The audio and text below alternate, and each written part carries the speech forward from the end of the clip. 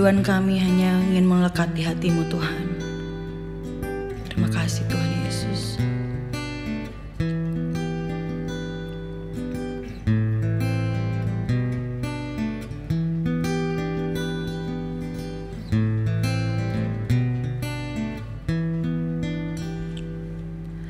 Ajarku berdiam dekat di hati-Mu, di saat ku berpaling temukan cinta-Mu. Di sana Kau menanti untuk bawaku lagi bersekutu dalam damai yang sejati. Oh, ku damba hadir-Mu. Oh, inilah rinduku. Hidupku hanyalah untuk-Mu. Segenap hatiku kagum akan kebaikan-Mu, dan nafasku menceritakan kasih-Mu. Ajarku berdiam dekat di hati-Mu.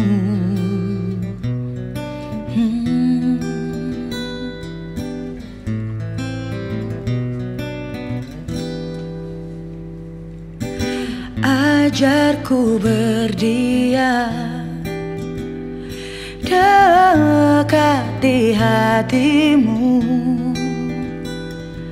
di saat ku berpaling temukan cinta-Mu.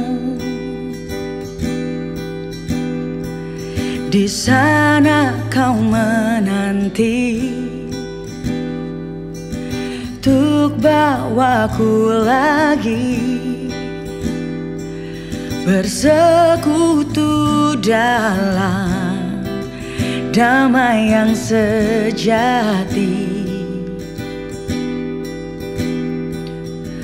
Oh, ku damba hadir-Mu. Oh, inilah rinduku. Hidupku hanyalah untuk-Mu. Segenap hatiku kagum akan kebaikan-Mu, dan nafasku menceritakan kasih-Mu. Ajarku berdiam dekat di hati-Mu. Bawaku lebih dekat Tuhan, menikmati kasih-Mu dalam hadirat-Mu Tuhan. Hatiku limpahkan syukur, hanya dekat-Mu hatiku tenang.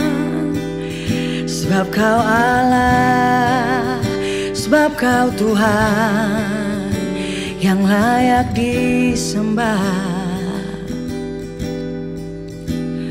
Oh, oh, ku damba hadirmu.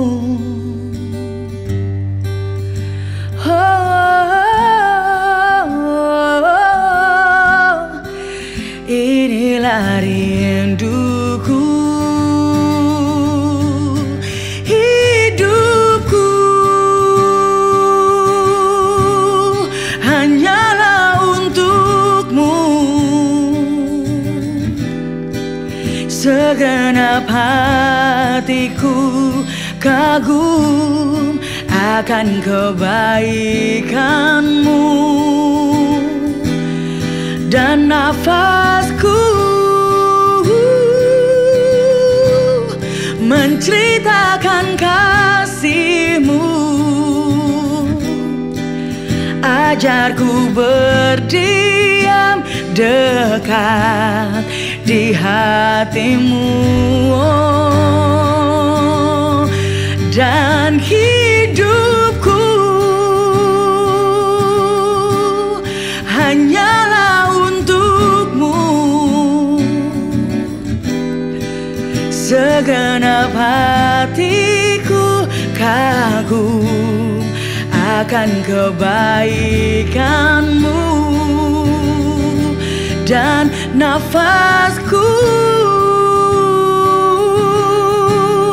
menceritakan kasih-Mu. Ajarku berdiam dekat di hati-Mu. Oh, ajarku berdiam dekat di hati-Mu. Oh Yesus, ajarku berdiam dekat di hati-Mu. Hanya dekat-Mu ya Bapa.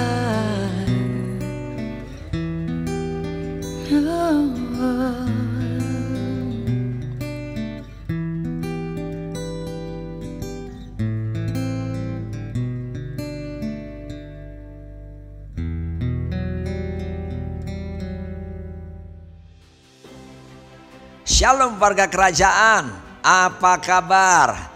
Kita bersuka cita karena Tuhan membawa kita sekarang di Januari 2024. Dan kita tetap percaya Tuhan kita Ebenezer, Dia telah menolong kita sepanjang 2023. Tuhan yang sama, pertolongannya akan dilanjutkan bagi setiap kita. Sebab Dia terkenal Tuhan yang panjang setianya, besar setianya, haleluya.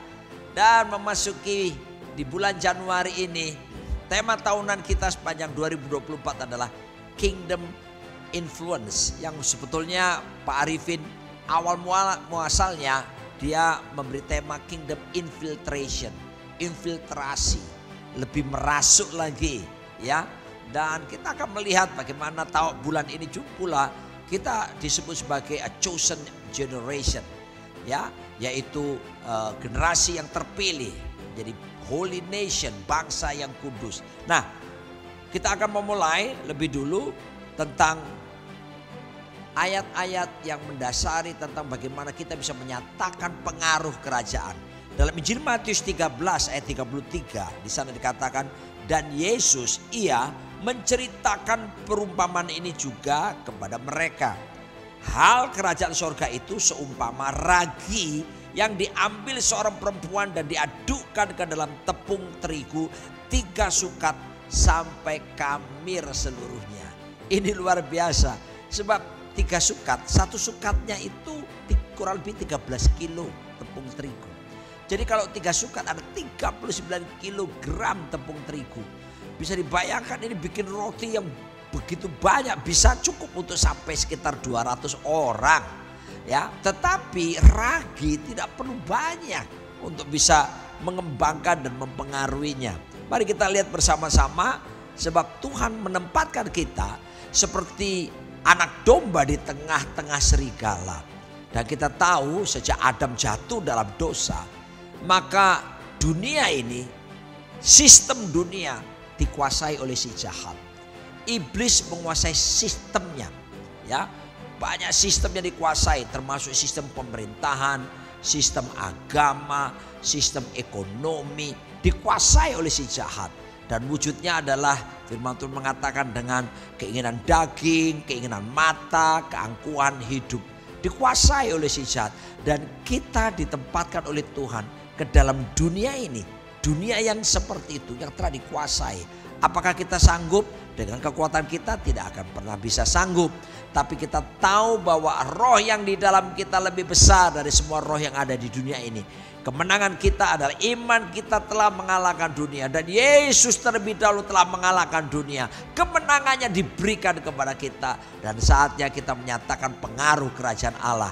Mari kita lihat karakteristik daripada ragi ini untuk bisa kita mengerti bagaimana kita bisa mempengaruhi dunia di sekitar kita. Sebab the world cannot heal itself.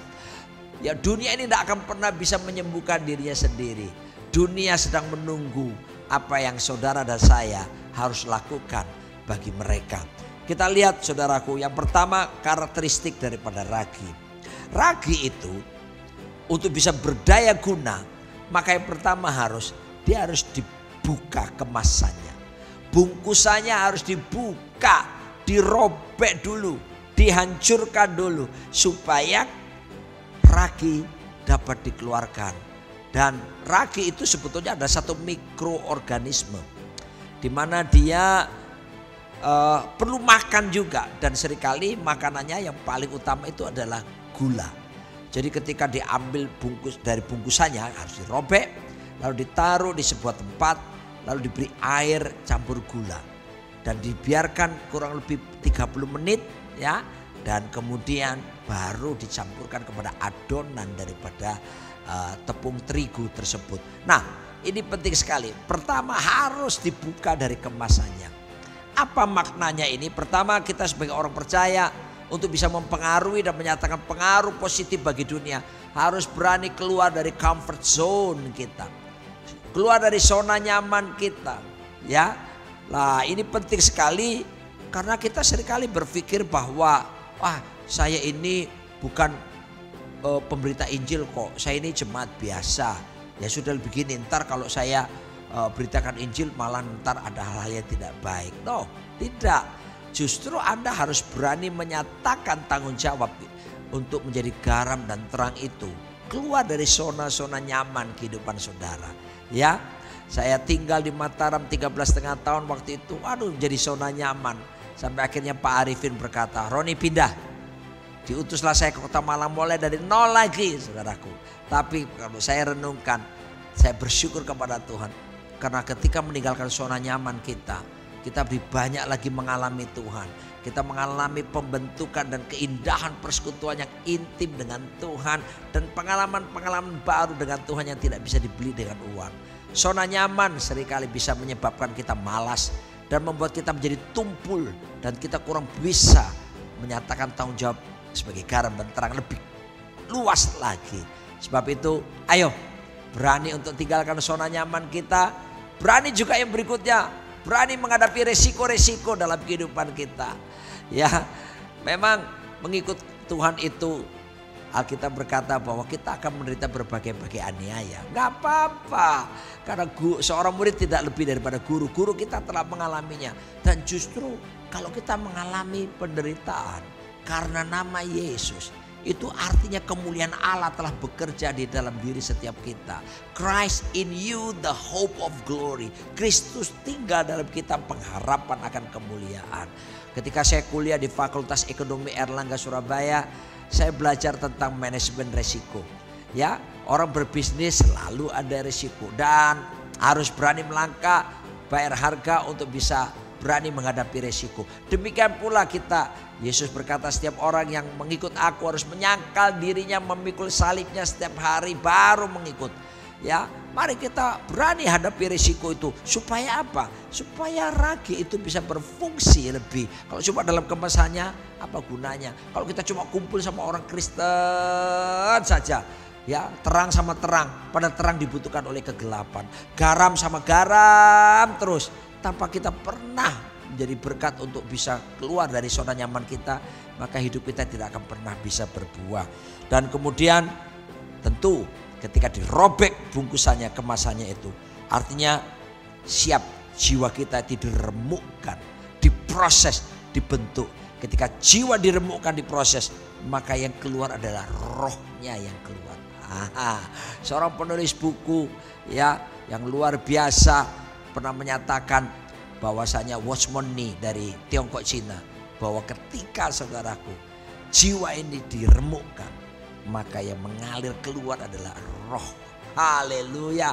Artinya kita akan nampak Kristus, nampak lewat hidup setiap kita ketika kita siap untuk mengalami proses-proses kehidupan dalam hidup setiap kita. Nah, ciri yang kedua adalah daripada ragi tersebut adalah dia kelihatan lemah, looks weak. Dia kelihatan kecil, lemah, tapi dia tidak pernah terintimidasi dengan besarnya adonan. Haleluya. Mari saya mau katakan kepada kita, mungkin memang kita minoritas, mungkin kita serba terbatas dan tidak banyak hal yang kita punya. Tapi Alkitab berkata dalam 1 Yohanes 4 ayat 4, kamu berasal dari Allah anak-anakku, dan kamu telah mengalahkan nabi-nabi palsu itu. Sebab roh yang ada di dalam kamu lebih besar daripada roh yang ada di dalam dunia. Siapa takut? Seharusnya begitu ya. Karena roh Tuhan ada di dalam diri kita. Ini roh yang lebih hebat dari semuanya. Saya teringat ketika saya beberapa bulan yang lalu diminta mendoakan seorang ibu-ibu yang sakit kanker payudara. Dan ketika saya doakan, tiba-tiba dia roh jahat itu bermanifestasi dalam dirinya. Dia melototin saya dengan marah dan kemudian dia berkata, aku mati, aku mati. Karena saya sebelumnya berkata bahwa Yesus Kristus datang memberi hidup. Iblis datang mencuri, membunuh dan membinasakan. Apa yang terjadi? Saya dapat hikmat lagi dari Tuhan ya, untuk mengusir roh jahat lewat yang bekerja dalam ibu itu. Tapi sambil berkata, lihat mata saya, lihat mata saya. Tiba-tiba ibu tersebut yang sudah dirasuki roh jahat tadi ketakutan memandang mata saya dengan berbuat seperti ini. Sampai 2 kali dia lakukan itu ketika saya berkata, lihat mata saya. Dan kemudian saya usir roh jahat keluar dalam nama Yesus. Kenapa saudaraku? Ada apa dengan mata saya? Mata saya biasa-biasa saja kan. Tapi saya harus katakan, roh yang di dalamku mengalir lewat pandangan mata saya. Saya percaya kemuliaan Tuhan yang bekerja. Hadirat Tuhan yang ada di dalam kita dinyatakan keluar saudaraku. Dan roh jahat ketakutan. Oleh sebab itu ya, jangan kita takut. Hadapi resiko dengan berani. Hadapi tahun ini. Bahkan saya suka berkata 2024. Artinya kita optimis. Kita tertawa tentang hari esok. Karena Tuhan menyediakan ke kita yaitu masa depan yang penuh dengan harapan ya. Dalam Yohanes 16 ayat 33, Yesus itu sumber kemenangan. Dikatakan, semuanya itu kukatakan kepadamu supaya kamu beroleh damai sejahtera dalam aku. Dalam dunia kamu menderita penganiayaan, tetapi kuatkanlah hatimu. Yesus berkata, aku telah mengalahkan dunia. Haleluya. Dunia dengan segala sistemnya yang dikuasai oleh iblis telah dikalahkan oleh Yesus. Dan kepada kita diberikan otoritas. Haleluya. Untuk bergerak menyatakan tanggung jawab sebagai garam dan terang. Untuk bergerak menyatakan kemuliaan yang sudah di dalam diri kita. Dengan jalan apa? Melakukan pekerjaan Tuhan. Dengan jalan apa? Melakukan perbuatan baik. Sehingga orang melihat kita, orang melihat Yesus nyata bekerja ada di dalam hidup setiap kita. Kemenangan ada di pihak kita. Ayo kita nyatakan sekarang pengaruh kerajaan Allah lebih luas lagi dan menjadi berkat bagi banyak orang. Dalam 1 Yohanes 5 ayat 4 berkata, sebab semua yang lahir dari Allah mengalahkan dunia. Dan inilah kemenangan yang mengalahkan dunia, iman kita. Haleluya. Bersama Yesus kita akan melakukan perkara yang besar. Sebab roh yang di dalam kita jauh lebih besar dari semua roh yang ada di dunia ini. Iman kita mengalahkan dunia ini. Dan berikutnya lagi, ya, jangan lupa kita punya identitas yang luar biasa. Bukankah 1 Petrus 2 ke 9 berkata, kamulah bangsa yang terpilih, imamat rajani, bangsa yang kudus, umat kepunyaan Allah, untuk memberitakan perbuatannya yang memanggil engkau dari gelap pada terangnya yang ajaib. Tuhan telah memanggil kita dan Tuhan telah memilih kita. Ada identitas ilahi dalam diri kita, bangsa yang terpilih. Wah, generasi yang terpilih. Haleluya. Sebab itu ayo, sekarang waktunya seperti Ragi menyatakan pengaruh. Jangan terintimidasi dengan besarnya tantangan. Jangan terintimidasi dengan besarnya kekuatan lawan. Roh yang di dalam kita lebih besar. Iman kita mengalahkan dunia. Yesus lebih dulu telah mengalahkan dunia. Ciri berikutnya adalah daripada Ragi tersebut, siap mengalami proses dipanaskan serta ditekan. Akibatnya berkembanglah adonan tersebut. Ini bicara apa? Bicara siap untuk mengalami proses-proses yang menghasilkan karakter yang berkualitas. Maka Yesaya 43:21 berkata, umat yang telah kubentuk bagiku akan memberitakan kemasyhuranku. Lihat urutannya, pembentukan baru terjadi kemasyhuran.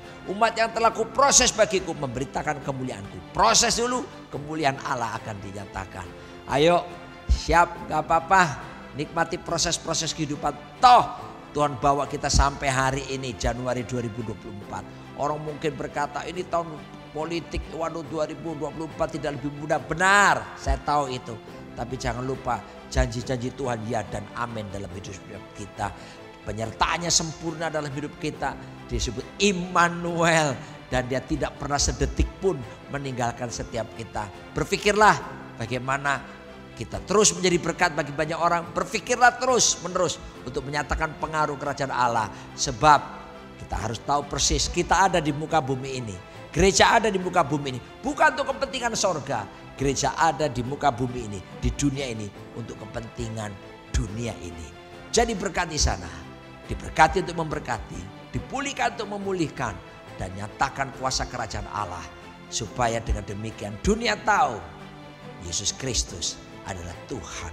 Dan tidak ada nama lain yang bisa menyelamatkan kecuali satu nama yang berkuasa, Yesus Kristus Tuhan. Dan kita akan memerintah bersama dengan dia dalam kemuliaan kerajaan 1000 tahun damai. Di mana? Di muka bumi ini. Masa depan kita gilang gemilang bersama dengan Tuhan kita, Yesus Kristus. Amin. Mari kita berdoa. Berkati umat-Mu Tuhan. Biarlah roh kami terus menyala-nyala memasuki tahun 2024 ini. Dan terus oleh anugerah-Mu memampukan kami untuk kami menyatakan tanggung jawab sebagai garam dan terang. Untuk kami menjadi pelaksana-pelaksana kehendak-Mu. Untuk kami seperti Ragi yang membawa pengaruh kerajaan-Mu, berinfiltrasi, bahkan melakukan proses. Ada pertemuan, ada konfrontasi, ada infiltrasi, ada integrasi. Dan kemudian hidup kami berdampak secara strategis. Bagi-Mu hormat kemuliaan kekal selama-lamanya. Dalam nama Yesus. Amin.